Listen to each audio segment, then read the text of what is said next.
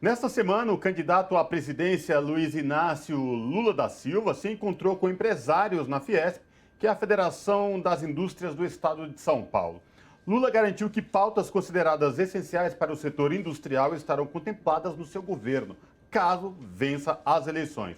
E fez questão de reafirmar que o fim da miséria é prioridade. Sobre essa questão, nós conversamos agora com Arualdo Oliveira da Silva, que é diretor executivo do Sindicato dos Metalúrgicos do ABC, presidente da Agência de Desenvolvimento Econômico do Canadá ABC e da Industrial Brasil.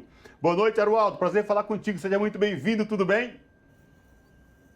Tudo bem. Boa noite a todos e todas, né, que estão acompanhando a gente. Um prazer sempre estar aqui dialogando, né, com vocês.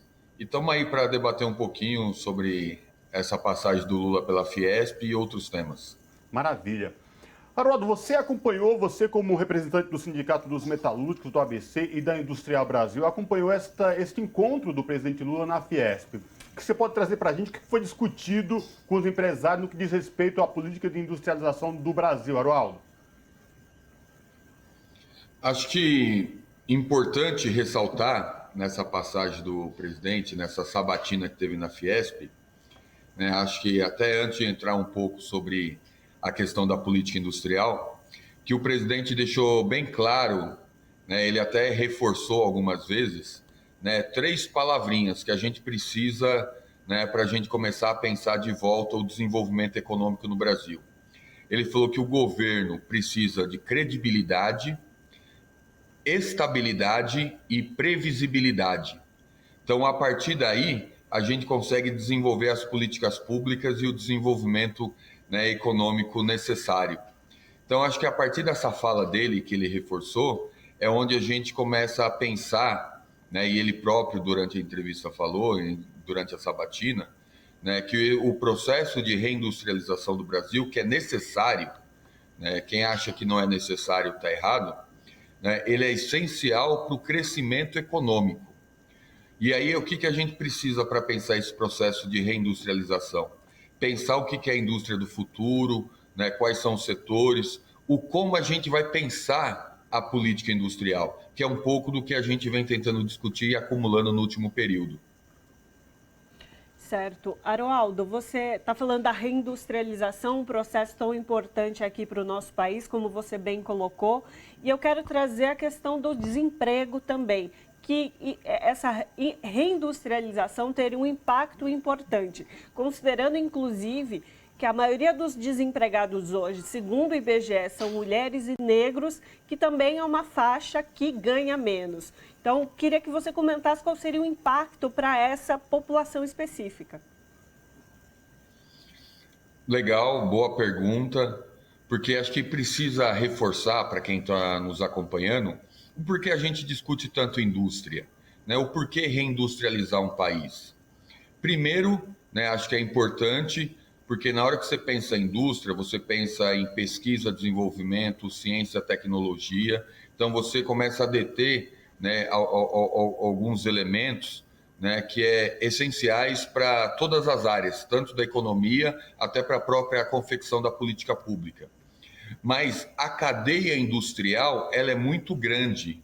Então, o emprego na cadeia industrial, ele é maior do que nas outras cadeias, porque setor de serviço, comércio, em grande parte também depende da indústria.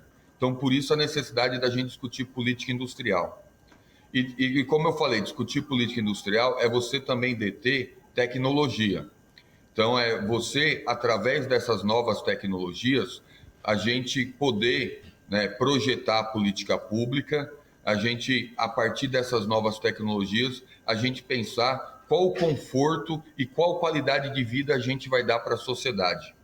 Então, a gente pensando na população, né, de forma específica, que são mais afetadas, como você disse, mulheres, né, a população negra do nosso país, né, que estão na exclusão, e na hora que a gente pega os recortes do desemprego, né, é esses recortes, né, essa população que mais sofre, a gente pensar em indústria é a possibilidade também da gente incluir, né, como são cadeias grandes, né, cadeias com muita tecnologia, é oportunidade da gente preparar as pessoas, a gente incluir essas pessoas e como eu falei, né, a indústria, além de ter a cadeia grande, né, ter cadeias grandes, empregar muita gente, também o Estado arrecada mais através da indústria.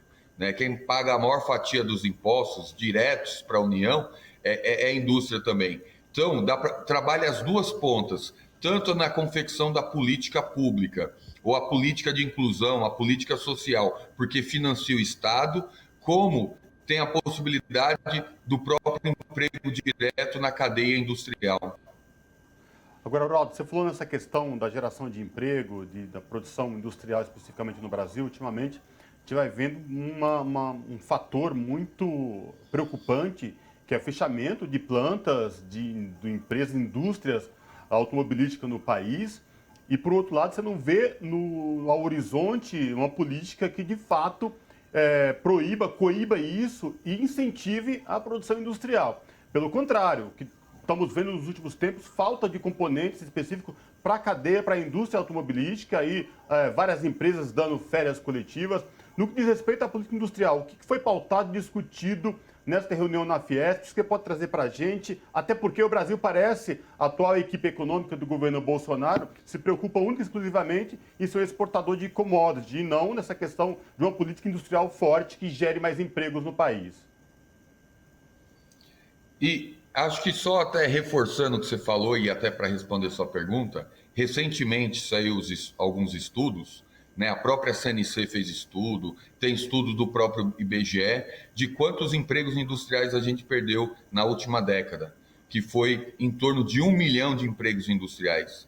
Então, isso foi empregos diretos na indústria. Então, imagina na cadeia como um todo, nos outros setores econômicos.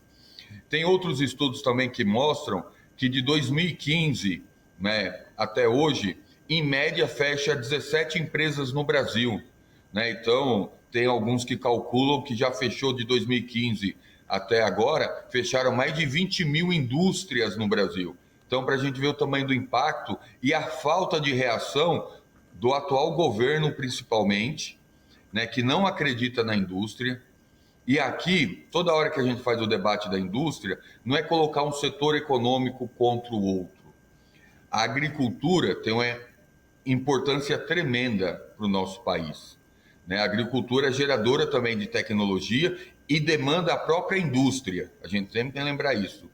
Mas, de novo, a gente não vai sobreviver e não vai criar emprego somente com a agricultura. A gente precisa pensar os outros setores e, de novo, principalmente a indústria. E nesse quesito, né, o presidente deixou bem claro na Fiesp que, de fato, a gente tem que ter um plano de reindustrialização do Brasil. A gente precisa dialogar com a sociedade e com os empresários e com os trabalhadores quais são as indústrias para o futuro. Então, dentro da indústria do futuro, né, com as novas tecnologias, essa transformação, quais que a gente vai fazer um recorte aqui para o Brasil, a gente vai se apoderar. A gente precisa, né, e ele deixou claro também lá na Fiesp, a gente precisa organizar melhor os instrumentos de financiamento e de investimento da indústria no último período, principalmente no governo atual. A gente desmontou o BNDES, né, a gente tinha uma área imensa no BNDES voltado para a indústria, a gente tinha uma área imensa no BNDES voltado para a inovação, foi desmontado nesse governo, então a gente precisa reorganizar, né, o BNDES, que é o Banco de Fomento Brasileiro, como as outras instituições financeiras. A gente tem um problema muito grave no Brasil, que é o custo do capital. É inviável, principalmente para o micro e pequeno empresário, para o micro e pequena empresa, pegar empréstimo. A gente viu o que foi na pandemia. Né? O governo falou que liberou, né, alguns milhões de reais para o micro e pequeno, mas que eles não conseguiram ter acesso, porque foram no banco comercial e o custo do crédito e a burocracia é tão grande que eles não conseguem ter acesso. E o presidente deixou claro também na Fiesp que tem que ter uma preferência na hora de fazer o recorte da indústria também, que é com micro e pequeno, que esses são a base da indústria e que são os que empregam mais. Então a gente tem que fazer um recorte especial para micro e pequena indústria. Uhum.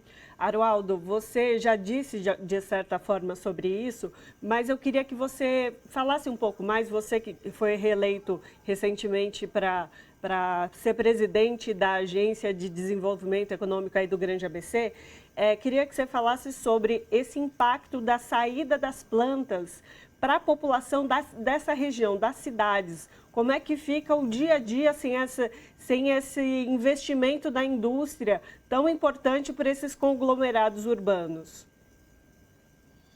A gente aqui na região do ABC sente muito, né, esse processo de desindustrialização. A gente sempre até comenta, a gente tem um processo severo de desindustrialização no Brasil, no estado de São Paulo, e no ABC a gente sofre mais do que o estado de São Paulo e que o Brasil, porque o ABC é mais industrializado. E se me permite, só um parênteses, né? No último período a gente até tem classificado que não existe uma desindustrialização nesse momento. Tem uma política anti-indústria, né, nesse momento no Brasil. Né? Porque só fazendo um recorte, antes de voltar aqui no ABC, porque no último período o governo federal abriu tantas portas para os importados sem necessidade, começou a alterar tanto algumas cadeias produtivas que ele está matando. Então, a política anti-indústria. E aqui na região C, a gente tem dialogado muito sobre o futuro da indústria. A gente está muito preocupado. A gente tem uma indústria química muito forte aqui na região, petroquímica e química. O setor automotivo é 30% da indústria da região e a gente vem tentando debater, porque é isso que você falou, a gente vem sentindo. É fechamento de algumas montadoras, perdendo elos da cadeias importantes como das autopeças. A gente percebeu indústria farmacêutica, que já foi forte aqui na região, a gente perdeu também no último período. E a gente vem tentando reagir, né, tentando discutir, colocando no centro da pauta aqui da região esse debate sobre a indústria. A gente fez um grande encontro em maio sobre o futuro da indústria aqui no ABC. A gente trouxe atores importantes para esse debate e a gente instituiu um fórum da indústria do ABC, para a gente tentar pensar o que é essa indústria do futuro, né? Tentar pensar como readensar os elos da cadeia que a gente perdeu. E um dos objetivos é a gente tentar desenhar um pacto regional pelo futuro da indústria na região. Então, nesse momento, a gente está dialogando com as prefeituras, universidades, sindicatos, né, o Ciesp aqui regional, todas as indústrias, para a gente tentar desenhar um pacto pensando quais as ações que cada ator desse precisa fazer, principalmente o poder público, e quais as ações que a gente precisa também pautar, o Estado, né, e o Brasil. E aqui a gente tem um acúmulo tão grande aqui na região do ABC que eu acho, né, não acho não, tenho certeza que a gente tem capacidade de sugerir, né, o que tem que ser essa nova política industrial. Arualdo, nosso tempo já está chegando ao fim, infelizmente, mas eu queria que você comentasse também o papel da Industrial Brasil. Você preside a Industrial Brasil, essa iniciativa que veio inspirada na Industrial Global, uma entidade que engloba vários sindicatos e representa milhões de trabalhadores. Fala um pouquinho para os nossos telespectadores aqui da TVT e também ouvintes da Rádio Brasil Atual, da importância da Industrial Brasil. A Industrial Brasil é fruto de um debate muito grande, né, das centrais sindicais, né, de tentar juntar, né, todo mundo que discute indústria, né, numa organização só. Né, é resultado do debate da Industrial Global, como você falou. Então, a gente, nesse esforço, em todos esses debates, a gente juntou, né, criou a Industrial Brasil, né, no final de 2020, então a gente criou no meio da pandemia. A gente não teve tanta oportunidade de divulgar. Estamos, nesse momento, organizando alguns projetos, alguns debates, ainda mais nesse momento eleitoral. Um grande debate que a gente vem fazendo, e foi um dos objetivos da criação da Industrial Brasil, que é discutir política industrial. Então, a gente está no esforço de criar uma sinergia entre as entidades sindicais. A gente tem até uma proposta, né, que começou a sendo discutida dentro do macro setor da CUT, né, e passou pela Industrial. Hoje a gente está discutindo com todas as centrais sindicais, que é um plano para o futuro da indústria, que a gente chama de Plano Indústria 10+, que a gente começa a pensar o que tem que ser a política industrial para o futuro.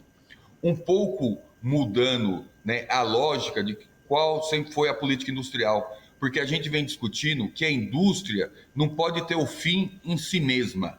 né? A gente não pode pensar em indústria por pensar em indústria. A indústria tem que ter um objetivo. E o objetivo que a gente vem discutindo, a indústria tem que estar organizada para atender às demandas da sociedade, a demanda social. Então, a gente tem demanda na área de saúde, né? A gente acompanhou o resultado da pandemia. A gente tem demanda na área de mobilidade. A gente tem demanda da habitação, saneamento. Então, a partir dessas demandas e solucionando essas demandas, né, dando conforto para a população, bem-estar para a população, a gente organiza as cadeias produtivas. Então, é um pouco do que a gente vem discutindo dentro da Industriol e convido as pessoas depois a acessarem nossas redes para ir conhecendo mais.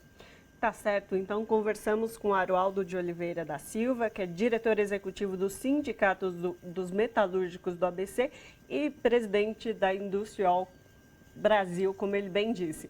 Aroaldo, muito obrigado pela sua participação aqui no Revista hoje. Eu que agradeço o convite, me sinto sempre lisonjeado quando dialogo com vocês e agradeço todos que nos acompanharam aí com paciência. Um abração, boa noite a todos e todas. Abraço, até a próxima.